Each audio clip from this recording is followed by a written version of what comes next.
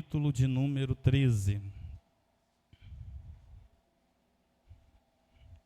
Glória a Deus. Quantos encontraram, digam amém.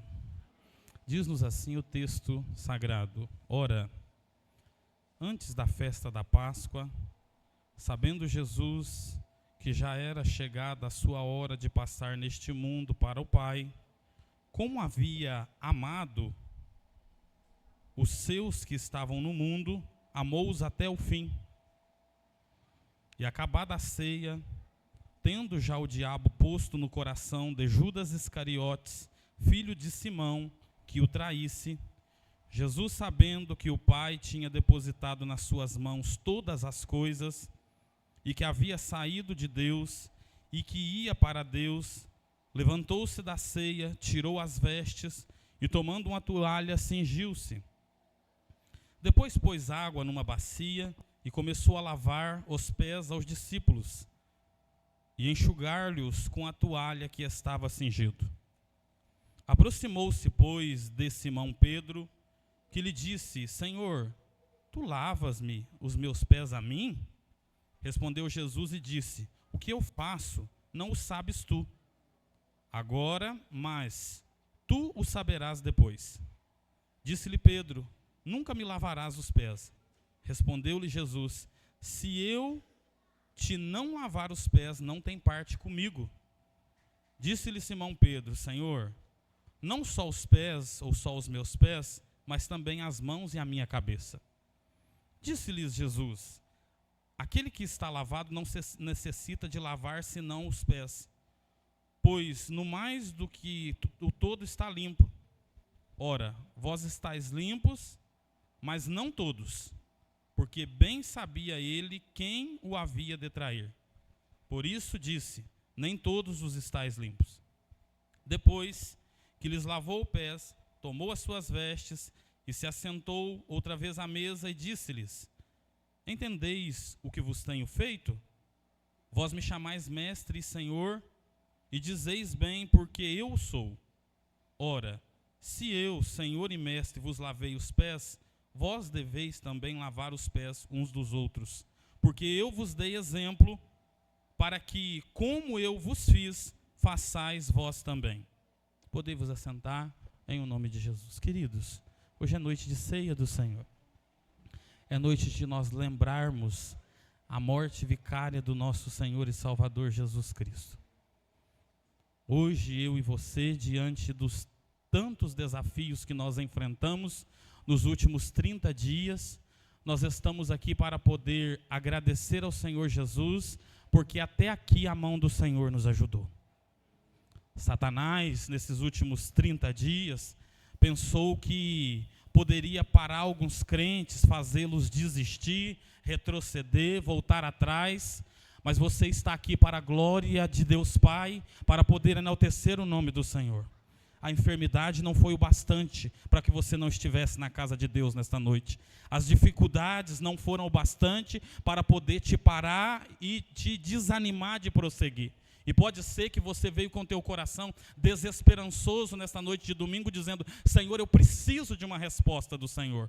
E a primeira resposta de Deus para a tua vida nesta noite é: as dificuldades não te farão parar. Nós vamos até o fim, irmãos, em o nome do Senhor Jesus Cristo. Nós vamos guerrear, nós vamos pelejar, nós vamos clamar pela nossa casa e pela nossa família, amém?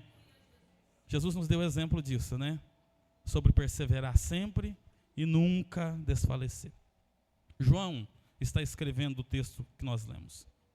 João era discípulo amado de Jesus, filho de Zebedeu, fora chamado no capítulo de número 4 do Evangelho de Mateus, em uma cidade litorânea chamada Cafarnaum. E esse discípulo era um dos discípulos que nós vamos ver Jesus se referindo a ele como o seu discípulo amado.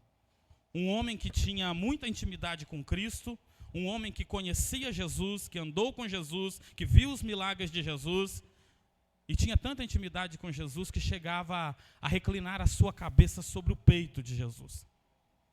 João está escrevendo este texto entre o ano 90 e 100 depois de Cristo.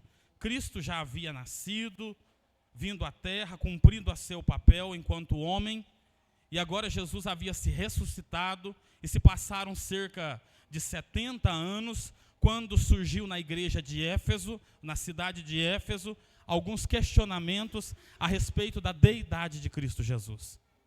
Robert, o que é isso? Começou um debate entre alguns homens, e dentre eles um presbítero chamado Cerinto, dizendo: será que Jesus era mesmo Deus? Será que aquele que nasceu na casa da irmã Maria e do irmão José era realmente o Messias, o ungido de Deus, o enviado de Deus?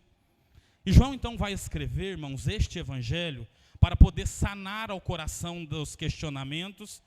Inspirado por Deus, ele escreve 21 capítulos com a finalidade de demonstrar que Jesus era o Deus que havia se encarnado, se materializado. João estava na cidade de Éfeso, atual Turquia, quando ele escreveu este texto. Me chama a atenção porque os evangelhos, os 4 evangelhos, vão ter entre si alguns textos que tinham particularidades. Os 3 primeiros evangelhos, quem é que é, irmãos? Mateus, Marcos e quem é o outro? Lucas. Eles vão escrever algumas coisas que neste texto, ou neste escrito de João, não existia. Por isso, esses 3 primeiros evangelhos são chamados de evangelhos sinóticos. Existia uma semelhança entre eles. Mas neste evangelho e este capítulo que nós lemos, o capítulo de número 13, nós estamos muito próximos e acredita-se que a véspera da crucificação de Jesus. Nós sabemos que Jesus, depois dos seus 30 anos, foi batizado no Jordão, exerceu o ministério, chamou muitos discípulos, dentre eles João, e agora Jesus está perto da crucificação. Os discípulos não entendiam muito, os discípulos começaram a questionar, mas Jesus trouxe sempre resposta ao coração deles, deu-lhes fortalecimento, e assim também é com a igreja. Por isso que existe, irmãos, a palavra de Deus, que é a Bíblia Sagrada. Nada mais é do que Deus dizendo: persevera, meu filho. Nada mais é do que Deus dizendo: vai até o fim, minha filha. Não é nada mais do que Deus dizendo: o teu ministério não acabou, a obra que eu tenho contigo ainda vai adiante. Deus deixou-nos a sua vontade revelada na sua palavra, a Bíblia Sagrada. Este é o livro onde nós conhecemos Deus. Este é o livro onde nós entendemos a vontade de Deus. Este é o livro onde nós ouvimos a voz de Deus. Porque quando nós lemos a Bíblia Sagrada, nós não lemos um livro qualquer. Nós lemos um livro que nós nos assentamos e junto de nós está o autor que assopra as suas revelações aos nossos ouvidos para que nós possamos compreendê-la. Jesus está perto de ser crucificado, antes da festa da Páscoa, disse João. E agora então, Jesus, sabendo que era chegada a sua hora, ele virou para os seus discípulos e falou com eles. E o texto diz assim, que tendo acabado Jesus de celebrar um memorial muito importante. Robert, qual memorial? A celebração da primeira ceia. Jesus agora, tendo terminado e sabendo que existiam alguns que estavam assentados ali, que o trairiam, o texto diz assim, que Jesus já sabia que Judas trairia-o, e Satanás já havia posto no seu coração aquela traição, e Jesus, tendo olhado para aquelas circunstâncias e olhado para eles, Jesus agora começa a lhes fazer algumas declarações. E eu quero falar sobre as atitudes de Jesus, irmãos, depois da primeira ceia. Robert, o que Jesus fez depois da primeira ceia? Depois de Jesus ter participado da primeira ceia, João está descrevendo e dizendo assim que Jesus agora se levantou e ele tomou uma toalha e cingiu-se, e o texto diz assim que depois ele pôs água numa bacia e começou a lavar o pé dos discípulos. E Jesus não somente lavava, mas à medida que Jesus lavava os pés dos discípulos, Jesus também tomava uma toalha e secava os pés dos discípulos. Isso fala da obra de Jesus, mas o modo com que Jesus queria dar-nos uma demonstração. A ceia do Senhor, irmãos, é noite de nós relembrarmos e pedirmos ao Senhor: Jesus, nós precisamos nos parecer mais com o Senhor. E a primeira mensagem que Jesus queria ensinar depois da ceia é que aqueles que dariam sequência ao seu evangelho, à sua obra, precisavam entender a respeito de uma coisa chamada serviço. Jesus queria demonstrar para eles que, independente das circunstâncias, ele era o quê? Servo de todos. Jesus queria dar àqueles homens uma demonstração de humildade. Robert, uma demonstração de humildade por quê? Porque nos dias de Jesus, era hábito, irmãos, que todas as vezes que alguém chegasse em uma casa judaica, ele então tinha o privilégio, se fosse alguém com um poder aquisitivo melhor, de ter os seus pés lavados. E quem lavaria os seus pés não podia ser judeu. Precisava ser alguém gentio. E este não fazia isso de livre e espontânea vontade. Ele fazia porque ele era escravo da casa. Porque ele era serviçal das pessoas que ali residiam. Porque ele era aquele que podia ou que estava com o compromisso de, depois de alguém ter andado por um longo caminho, de ter os seus pés limpos antes de poder adentrar a uma casa.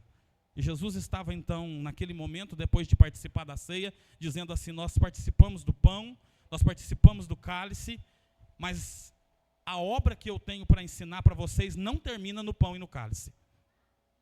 Ainda tem algo depois para ser executado. Amanhã, irmãos, é segunda-feira. E o pão e o cálice se terminam às 9 horas. Mas há-nos uma responsabilidade de nós continuarmos a proclamar o evangelho amanhã. Não, melhor, nós não vamos proclamar o evangelho amanhã. Você vai voltar para sua casa hoje, e pode ser que alguém precise ouvir uma mensagem, e a mensagem que alguém irá ouvir, ela não está com as pessoas que estão de fora, ela está com você, que é servo do Senhor Jesus. Jesus dá-nos uma oportunidade de nós, nesta noite, nos assentarmos à mesa e aprendermos, irmãos, que nós precisamos servir independente das circunstâncias. E é fácil servir independente das circunstâncias? Não é. É bom servir quando todo mundo se agrada do serviço. Quando existem muitos elogios. Quando nós sabemos que as pessoas que estão assentadas junto à mesa não tem nenhuma dificuldade ou diferença entre nós. Mas sabe quem estava à mesa junto de Jesus? Estava João, o discípulo amado, que reclinava a cabeça sobre o ombro de Jesus, que ouvia bem de pertinho as batidas do coração do mestre. Mas estava lá Judas, o Iscariotes, possuído por um espírito maligno que iria negar o nome de Jesus, vender o Senhor Jesus por 30 moedas de prata. Só que Jesus, em momento nenhum, ele parou aquele momento para poder fazer simples acusações. Ele diz assim: independente da circunstância, eu estou aqui para poder servir vocês. Hoje à noite, irmãos, se nós relembrarmos isso, nós fomos chamados para servir. E nós não podemos servir só quem se compraz com aquilo que nós fazemos. Nós precisamos servir a todos. Estava lá também o Pedro, irmão de André, pescador. Nervoso, rapaz. Puxava a espada, brigava. E Pedro olhou para Jesus e falou assim: Jesus, que negócio que é esse, Senhor? O Senhor é mestre, o Senhor é rei dos judeus. Que história que é essa do Senhor querer lavar os meus pés? O Senhor não vai me lavar os pés. Jesus olhou para ele e falou assim: Pedro, eu estou aqui para te ensinar, meu filho. Eu estou aqui para te fazer mais crente. Eu estou aqui para te fazer mais servo. E eu quero te dizer algo, Pedro. Se eu não te lavar os pés, tu não tens parte comigo. Aí Pedro olhou bem e falou assim: o que é isso? Que história que é essa? Então, Senhor, lava as mãos, lava a cabeça, lava o corpo inteiro. Em outras palavras, Pedro reconheceu o estado dele e falou assim: eu preciso deixar Jesus trabalhar na minha vida. Robert, Jesus podia trabalhar na vida de Pedro? Não, irmãos, Jesus não podia, Jesus pôde.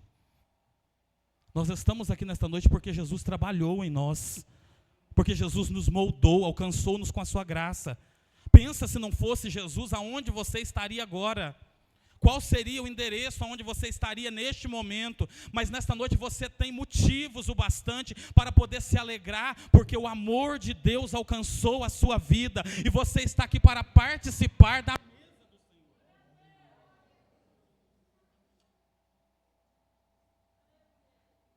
Você está aqui nesta noite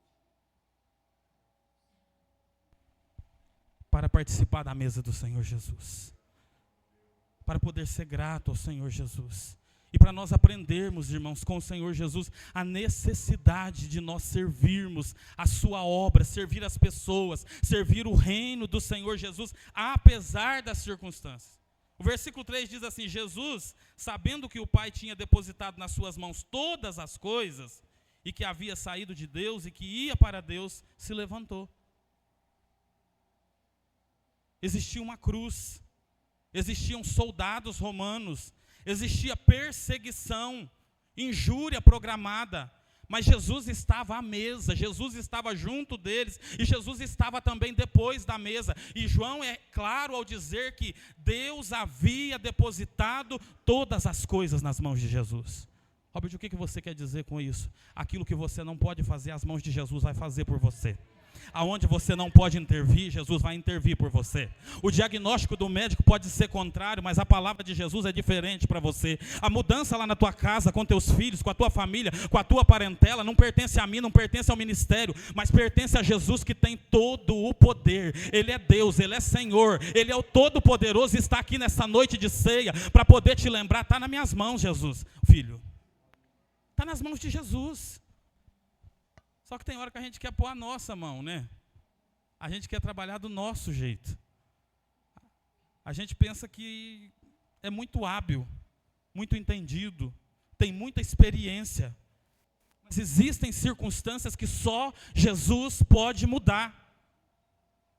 Existem situações que não adianta nós lutarmos com o intelecto, com a nossa mente, com as nossas palavras, com a nossa eloquência. É Jesus quem vai lutar a tua causa, é Jesus quem vai julgar a sua causa, é Jesus que vai entrar com favor para que você possa vencer essas situações. Por isso, creia nesta noite, querido irmão.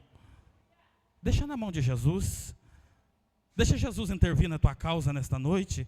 Deixa Jesus tomar os teus problemas nas mãos dele. Não fica preso com essas coisas, com o que aconteceu durante o dia, durante a semana. Hoje é noite de gratidão e Jesus está trabalhando em teu favor. Ele te trouxe aqui nesta noite para falar ao teu coração e para te dizer: eu continuo trabalhando, filho. Eu continuo cuidando. Eu continuo movendo as situações. Eu ainda sou o mesmo.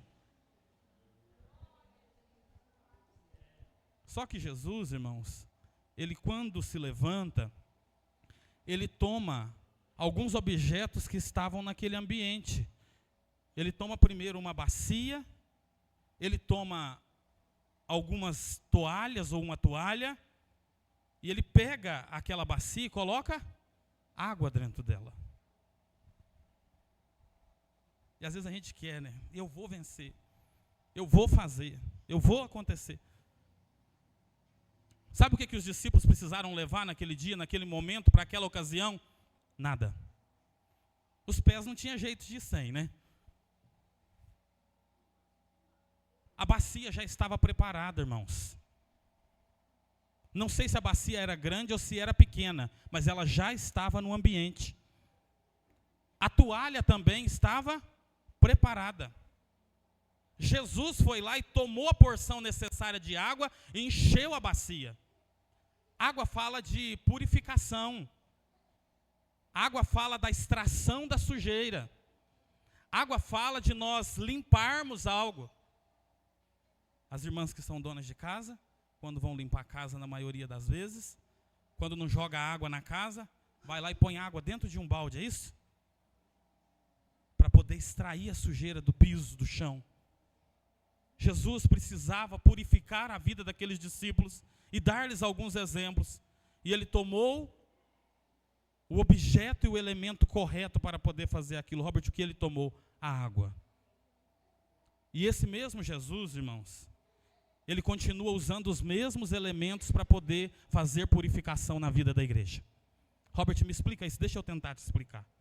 Tem lugar por aí que estão tentando purificar a vida das pessoas com sal grosso, com rosa ungida, com sabonete e com tantas outras coisas mais. Mas nós não precisamos disso, porque ainda tem água suficiente para Jesus operar na vida da igreja. E Jesus, um dia, a tua palavra nos diz: vós já estáis limpos, purificados, lavados pela água, lavados pelo poder da palavra. Você está aqui nesta noite, ainda que alguma mancha, algum pecado esteja sobre as nossas nossas vidas, Jesus tem água para poder nos limpar, para poder nos purificar, e o seu sangue para poder nos redimir dos seus pecados. Nos assusta, irmãos, um evangelho que está sendo pregado por aí. Um evangelho onde não precisa mais de água. Um evangelho que não precisa mais de serviço. Robert, mas por que Jesus estava fazendo aquilo? Porque parece contraditório a gente lavar o pé de pessoas, se colocar em uma condição de escravidão, para poder lavar os pés de pessoas que o trairiam, que o negariam.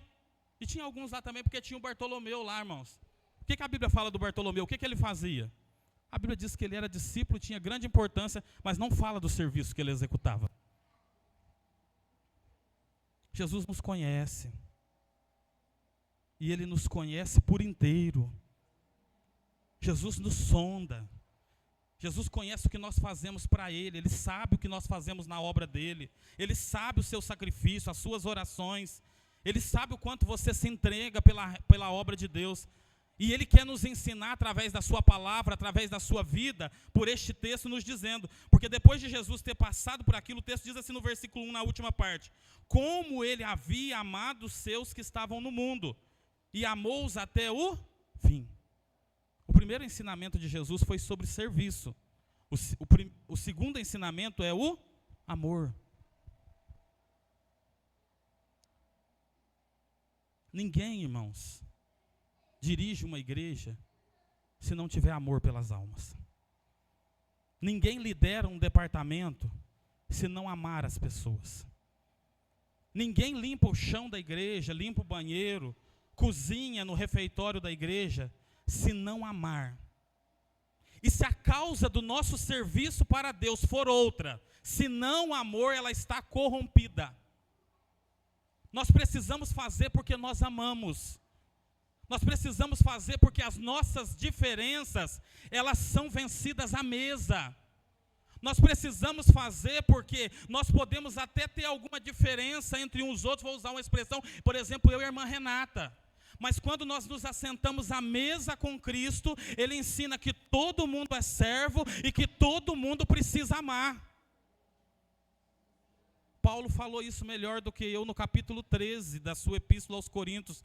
E ele diz assim que o amor tudo sofre, tudo espera, tudo crê, tudo suporta. Se houver línguas estranhas, havendo maior manifestação do amor, as línguas são aniquiladas. E quando nós estamos falando de amor aqui, quem estava amando não era o Robert. Porque o nosso amor, muitas das vezes, ele se priva por causa das circunstâncias. O amor aqui era o amor que os gregos chamam de o amor ágape, o amor de Deus. O amor incondicional. Foi esse amor que te alcançou. Jesus sabia que você poderia traí-lo no meio da jornada. Jesus sabia que você, em alguma circunstância, poderia negar o teu santo nome. Mas Ele te amou com um amor incondicional. Jesus te ama. Jesus te quer bem. Jesus te quer junto dEle. Jesus está preparando a tua vida nesta noite, te lembrando que a nossa morada não é aqui. As nossas diferenças vão ser vencidas mais uma vez nesta noite, porque nós vamos habitar para sempre nas mansões celestiais, e lá não vai ter diferença, lá não vai ter atrito, lá não vai ter as nossas dificuldades, porque Cristo estará conosco.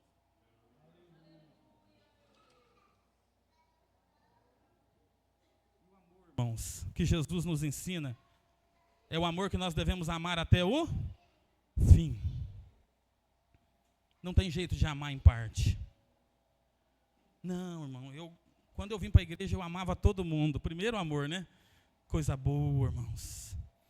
De vez em quando a gente tinha vontade de pegar Satanás e dar uns tabefes nele assim. Aí o tempo vai passando, parece que a gente vai perdendo isso. A gente vai perdendo essa essência do amor. A gente acha difícil vir na igreja mais do que uma vez na semana. A gente acha difícil ter que visitar alguém doente. A gente acha difícil ter que, muitas das vezes, pedir perdão.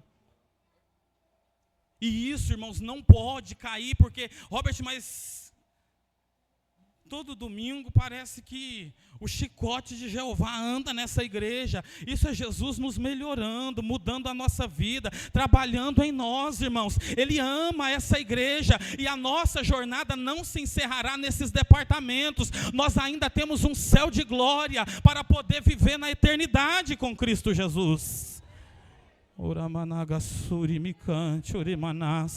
Um dia, o apóstolo João, este mesmo João, escreveu em Apocalipse, no capítulo de número 3, a esta igreja de Éfeso: tenho, porém, contra ti que deixastes o primeiro amor.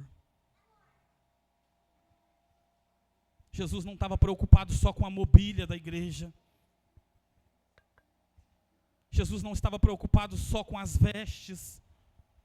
Jesus não estava preocupado só com o que acontecia diariamente. Jesus estava preocupado com o que estava dentro das pessoas. E Ele também se preocupa com nós, irmãos. Nós precisamos vencer os desafios que são travados em nós todos os dias. Porque as guerras que nós mais temos dificuldade de vencer não são as externas. São as que são travadas aqui, ó. E aqui, ó. A gente implica com as coisas. A gente implica com o irmão. A gente acha dificuldade em algumas circunstâncias, mas Jesus falou assim, ó, vocês precisam ser melhores, porque eu não somente falei para vocês de amor, eu amei vocês até o fim, eu suportei a cruz por vocês, eu fui chicoteado por vocês, eu fui injuriado, acusado, me bateram com uma cana, me colocaram uma coroa de espinhos, me chicotearam com zorague, que tinha na ponta pedaços de ossos e pregos, me injuriaram, mas eu fui até o fim, como uma ovelha que vai para o matadouro e não abri a minha boca, porque eu amo a minha igreja. Jesus ama essa igreja, querido irmão. Mas Jesus não ama só essa igreja. Jesus ama uma igreja que está do lado de fora. E essa igreja contempla a tua casa, a tua família, os teus filhos. E o que nós precisamos fazer é voltar, é regressar e dizer, Senhor, vai lá em casa também, Jesus. Tem alguém que precisa ter os pés lavados lá na minha casa, Jesus. Tem alguém que precisa ter toalhas passadas nos seus pés lá na minha casa. Mas mais do que lá nas suas casas, irmão, tem alguém que você ama que está longe. Um familiar que está distante. Tem os seus vizinhos que muitas vezes nem gostam de você porque você é crente. Só que Jesus tem água na bacia para eles também. Jesus tem toalhas para eles também. E ainda, irmãos, que se levantem e queiram calar a igreja e dizer que a igreja vai parar, que a igreja vai aquietar, que a igreja vai encerrar o seu ciclo.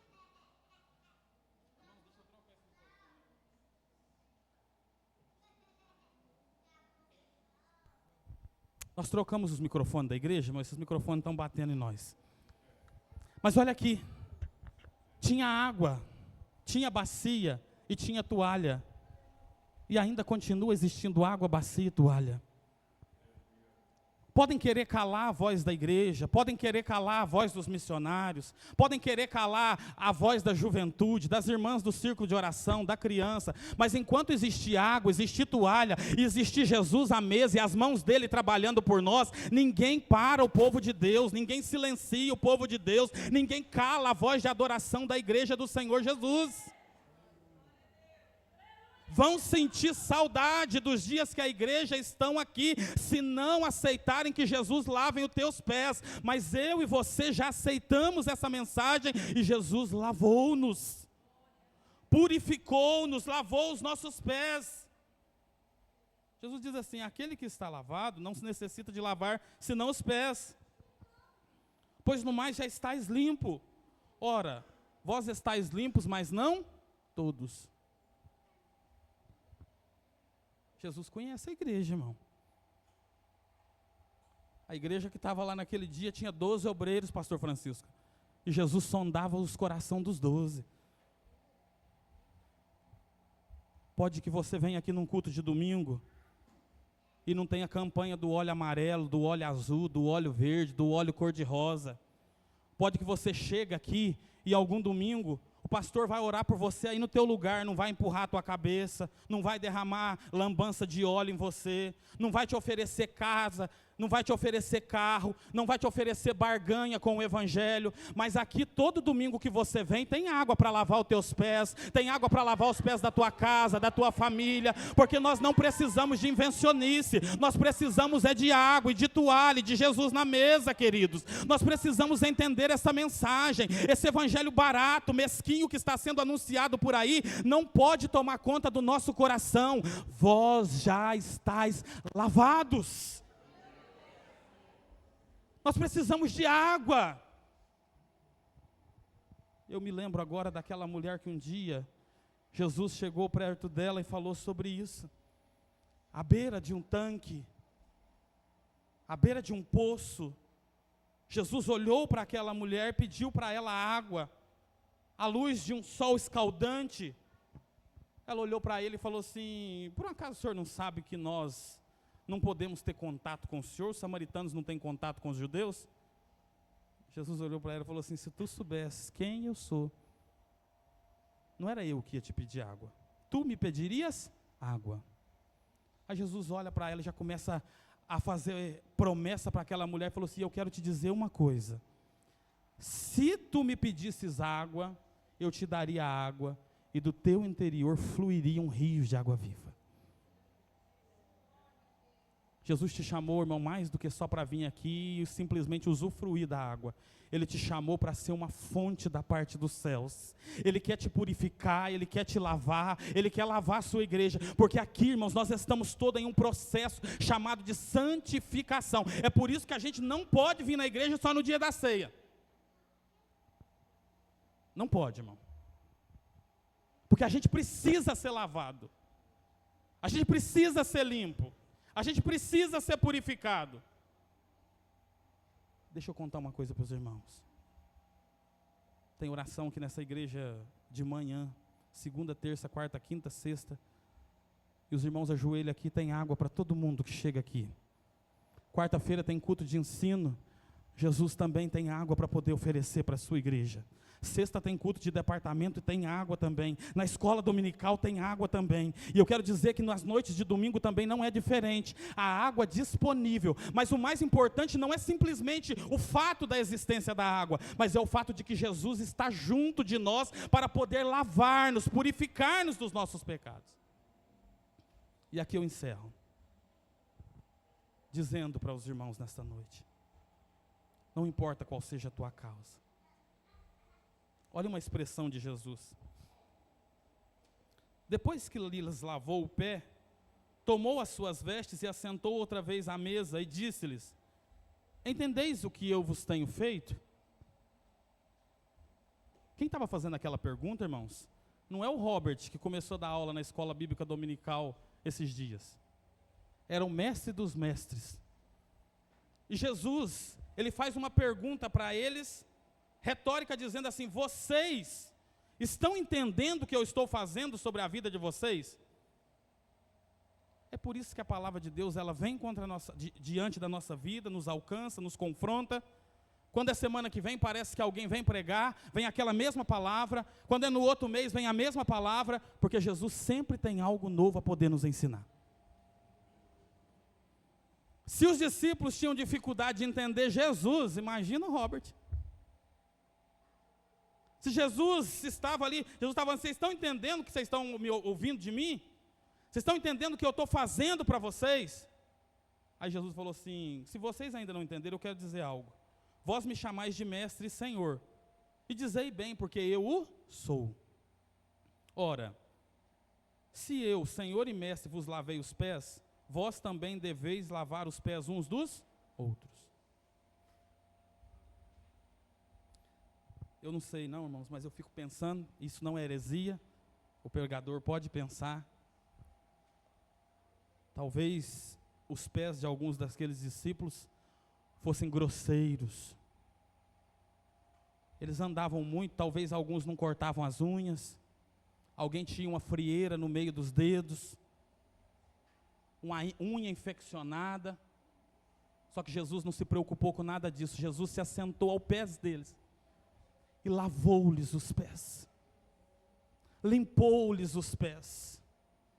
E esse mesmo Jesus, ele faz isso para poder dar-nos exemplo, para que nós possamos também servir uns aos outros. Essa igreja existe, irmãos, porque Deus chamou-nos a servir a cidade de Cássia, a levar água limpa para poder purificar os corações, a levar a mensagem do Evangelho, proclamar salvação aos homens, pregar a tempo e a fora de tempo.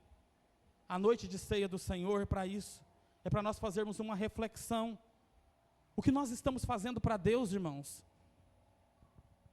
O que você fez para Jesus no último ano? O que você fez para Jesus no último mês? Não é para mim, não é para o pastor Elias. O que você fez para Jesus nesse tempo que você congrega nessa igreja? O que você fez para Jesus ontem? O que você fez para Jesus hoje? E se você não fez nada, não é uma mensagem de julgamento, mas sim, irmãos, um questionamento dos céus para nós. Olha para o pastor da igreja, para alguém e fala assim: irmão, me coloca junto dos departamentos. Pastor, me deixa eu pelo menos destrancar a igreja. Pastor, deixa eu participar de um departamento. Deixa eu fazer algo para o Senhor, porque eu ouvi por meio da palavra que eu preciso ser servo no reino de Deus e ajudar a obra de Deus. O seu serviço, irmão, irá glorificar a Deus. O seu serviço servirá de exemplo para seus filhos que não são crentes vir para a casa de Deus, para os seus familiares que ainda não foram alcançados por Cristo se entregarem para o Mestre. E não se esqueça que aonde tem bacia, aonde tem água e aonde tem toalha, tem as mãos de Jesus trabalhando em nosso favor. Eu insisto em dizer isso para alguém nessa noite. Há uma resposta da parte dos céus para o teu coração te dizendo: filho, está tudo nas minhas mãos, diz o Senhor. Eu estou trabalhando em teu favor.